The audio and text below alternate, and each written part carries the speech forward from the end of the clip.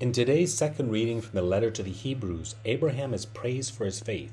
One way Abraham is praised for his faith is for trusting God when God asked Abraham to sacrifice his son Isaac. According to the letter to the Hebrews, Abraham reasoned that since God can raise even the dead to life, then after Abraham sacrifices his son Isaac, God would restore Isaac to Abraham by raising Isaac from the dead. However, right before Abraham was about to sacrifice his son on an altar, an angel told Abraham to not lay hands on his son Isaac, and instead to offer to God a ram that was caught in a thicket by his horns.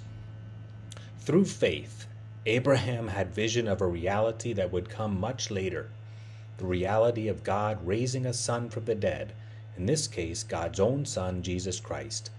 In describing faith as giving us a new vision to see reality, even the most difficult and hard to accept reality, Pope Francis writes in his encyclical Lumen Fide that by faith we gain fresh vision, new eyes to see. A vision of the future opens up before us, guiding our journey through time. In the gospel passage, Jesus provides an example of doing something with the fresh vision, new eyes of faith. When we give alms to the poor, explains Jesus, we are storing up an inexhaustible treasure in heaven.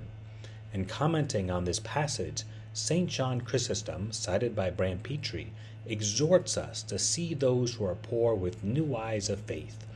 When we view the poor through the eyes of faith, we see a suitable altar to offer sacrifice to God. In other words, when we help those who are poor, we are offering a sacrifice pleasing to God.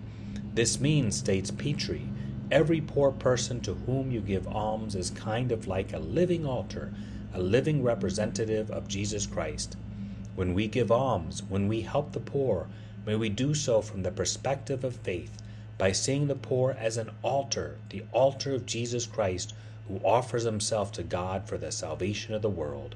God bless.